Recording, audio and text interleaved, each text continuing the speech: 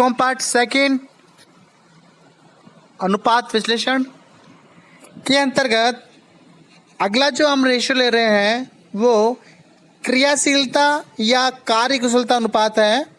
उसे हम इंग्लिश में बोलते हैं एक्टिविटी और एफिशिएंसी रेशियो। क्रियाशीलता अनुपात व्यवसाय में कार्य निष्पादनों पर प्रकाश डालते हैं। इनकी गणना का प्रमुख उद्देश्य संस्था की कार्य निष्पत्ति तथा प्रबंधकों की कार्यकुशलता का मूल्यांकन करना होता है।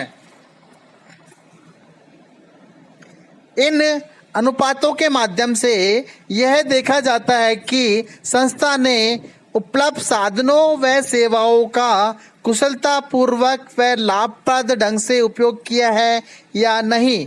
इन अनुपातों की गणना विक्रय या विक्रय की लागत तथा विभिन्न संपत्तियों जैसे स्कंद, देनदार, प्राप्य बिल, स्थायी संपत्तियों तथा विनियोग आदि के आधार पर की जाती है। अतः इन अनुपातों को हम आवर्त अनुपात या विक्रय आवर्त अनुपात या संपत्ति प्रबंध अनुपात भी कहते हैं। मैं वापस रिपीट कर रहा हूं, हम इनको आवर्त अनुपात, टर्नओवर रेशियो या विक्रय अनुपात, सेल्स रेशियो या संपत्ति प्रबंध अनुपात, स्टैंड मैनेजमेंट रेशियो भी कहते हैं। इसके अंतर्गत मुख्य रूप से जो आते हैं वो होता है एक स्कंद आवर्त अनुपात, स्टॉक और इन्वेंट्री रेशियो। देखिए अब आप बात करते हैं कि स्टॉक और इन्वेंट्री रेशियो किसे कहते हैं, स्कंद आवर्त अनुपात किसे कहते हैं, तो समझने का प्रयास कीजिए। इस अनुपात को बेचे गए माल की लागत में औसत स्कंद का भाग देकर ज्ञात किया जाता है। यानी कि जो मैंने कॉस्ट ऑफ गुड्स सोल्ड किया है उसके अंदर एवरेज स्टॉक का मैं भाग दे देता हूं तो मेरे सामने क्या जाएगा, स्टॉक और इन्वेंट्री टर्नओवर रेशियो।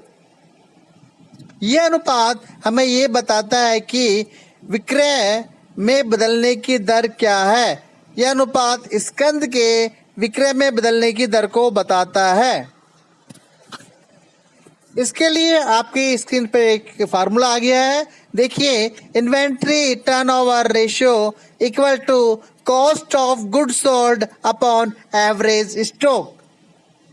मैंने क्या बताया आपको, cost of good sold upon average stock. अगर रेशियो एनालिसिस के अंतर्गत हम फार्मूलों को अच्छी तरह समझ लेते हैं तो हमें 20 नंबर का क्वेश्चन सोल्व आउट करने में किसी भी तरह की कोई परेशानी नहीं होगी। इसके अंदर हमारे सामने दो चीज नजर आ रही है, कॉस्ट ऑफ गुड सोल्ड बेचे गए माल की लागत और दूसरा एवरेज स्टॉक। इन दोनों के निकालने का तरीका क्या है, मैं अगला फार्मूला आपके सामने लेके आता हूं। देखिए, कॉस्ट ऑफ गुड सोल्ड कैसे निकालेंगे, बेचे गए माल की लागत कैसे निकालेंगे, इसकी गणना निम्न प्रकार से की जा सकती है। व्यापारिक संस्थान की स्थिति में कॉस्ट ऑफ गुड सोल्ड बराबर होता है, फार्मूला याद कीजिए, कॉस्ट ऑफ गुड सोल्ड बराबर opening stock plus purchase plus direct expenses minus closing stock. Repeat again, cost of good sold equal to opening stock plus purchase plus direct expenses minus closing stock. अगर निर्माणी संस्था है तो उसके अंदर हम cost of goods sold निकालेंगे, cost of production plus opening stock और finish goods minus closing stock of finish goods. यानी कि अगर कोई निर्माण करने वाली संस्था है तो इसके लिए हम फार्मूला निकालेंगे, cost of production plus opening stock of finish goods minus closing stock of finish good. और अन्य किसी संस्था के बारे में बात कर रहे हैं हम।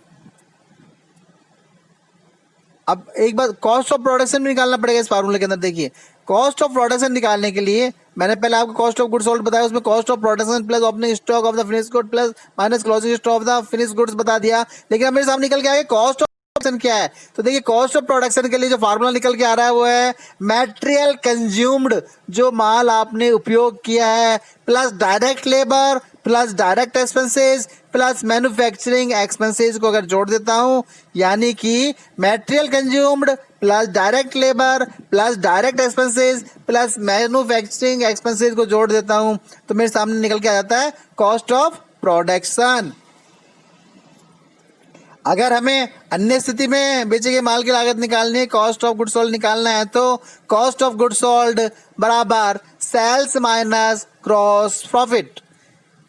कॉस्ट ऑफ गुड सोल्ड बराबर सेल्स माइनस ग्रॉस प्रॉफिट। हमको चारों फार्मूले याद रखने हैं। व्यापारिक संस्थान है तो क्या फार्मूला होगा, निर्माण वाली संस्थान है तो क्या फार्मूला होगा, अन्य स्थिति में हमें क्या फार्मूला होगा। ये कुल मिला के 3 फार्मूले हैं कॉस्ट ऑफ गुड सोल्ड निकालने के। चलिए अब बात करते हैं एवरेज स्टॉक किसे कहते हैं। एवरेज स्टॉक की गणना करने के लिए हम बहुत सीधी सी बात है, अगर opening stock plus closing stock के अंतर्गत 2 का भाग देता हूँ, ओपनिंग प्लस क्लोजिंग स्टॉक के अंदर मैं 2 का भाग दे देता हूँ तो मेरे सामने एवरेज स्टॉक निकल के आ जाएगा। कभी कभी बेची गई वस्तु की लागत की सूचना उपलब्ध नहीं होती है तथा न उसे आंकलित किया जाना संभव होता है। ऐसी स्थिति में हमें स्कंद आवर्त अनुपात की गणना विक्रय के आधार पर भी करनी पड़ती है। मैं कह रहा हूँ आप आसानी से निकाल लेंगे ओपनिंग प्लस क्लोजिंग अपॉन 2 करके एवरेज स्टॉक, लेकिन कभी कभी क्या होता है कि सूचना उपलब्ध नहीं है तो हम क्या करेंगे, स्कंद आवर्त अनुपात की गणना बिक्री के आधार पर करेंगे। बिक्री के आधार पर करनी है तो हमें क्या फार्मूला लगाना पड़ेगा, देखिए इन्वेंट्री टर्नओवर रेशियो निकालना पड़ेगा। इन्वेंट्री टर्नओवर रेशियो के लिए फार्मूला क्या है, net sales upon average stock और net sales upon closing stock. अगर net sales upon average stock है तो ठीक है, एवरेज स्टॉक का मतलब समझ में आ गया, ओपनिंग प्लस क्लोजिंग अपॉन 2। अगर नेट सेल्स है, अगर एवरेज नहीं है तो मैं क्लोजिंग स्टॉक के माध्यम से भी निकाल लूंगा।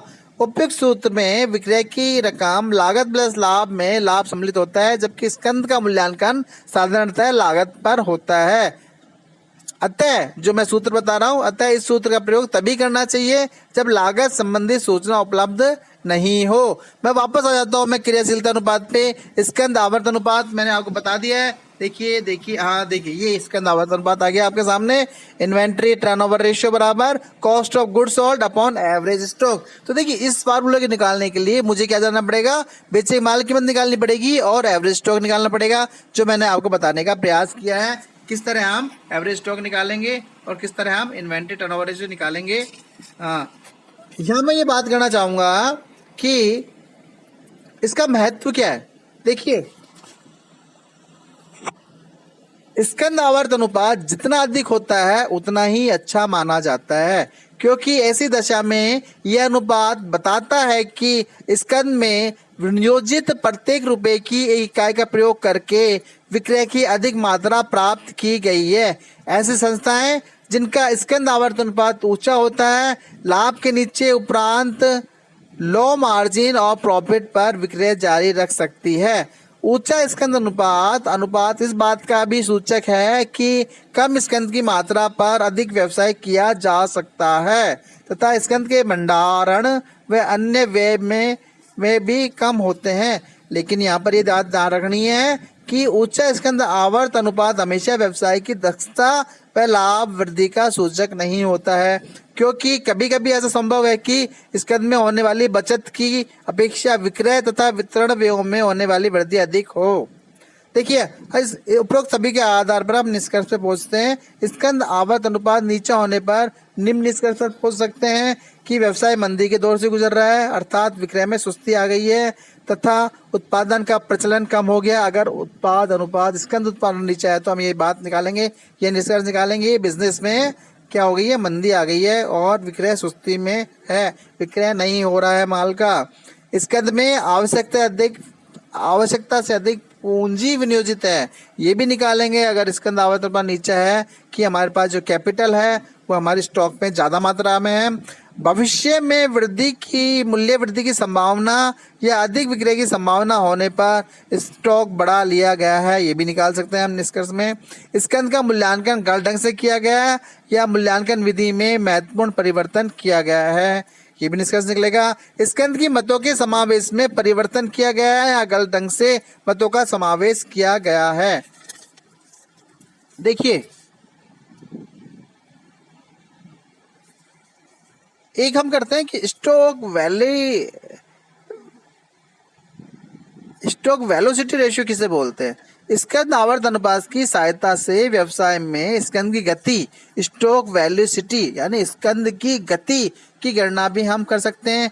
स्कंद की गति स्टॉक वेलोसिटी गणना करने के लिए हम क्या करेंगे, एवरेज स्टॉक निकालेंगे। एवरेज स्टॉक तो आप जानते ही हैं, opening stock plus closing stock upon 2 करके निकाल दिया। तो average stock upon cost of goods sold, cost of goods sold भी आप जानते हैं कैसे निकालते हैं, 3 फार्मूलाज बताए मैंने।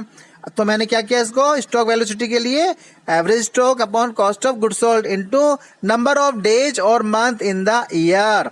एक साल के अंदर कितने काम में लिए आपने उसको और कितने मंथ में आपने यूज किया, ये हम उसके आंकड़ा लिख देंगे तो हमारे पास क्या हो जाएगा, स्टॉक वेलोसिटी आ जाएगी। और दूसरा फार्मूला इसका ये है कि number of days upon month in the year upon stock turnover ratio. इस अनुपात की आवर्ती कोई सर्वमान्य या प्रमाणित दर निर्धारित नहीं की गई है, क्योंकि यह उद्योग व प्रकृति व प्रबंध की विक्रय विपणन नीति पर अधिक निर्भर करता है। इस अनुपात से निष्कर्ष निकालते समय उसी प्रकार की अन्य संस्थाओं, संपूर्ण उद्योग व उसी प्रकार के अन्य उद्योगों के अनुपात से तुलना की जानी चाहिए। तो देखिए, मैंने आपके सामने एक थ्योरेटिकल चीजें बताई है। आज के लिए इतना ही काफी। Thank you very much. मैं doctor Vijay Kumar, government girls college Shahpura.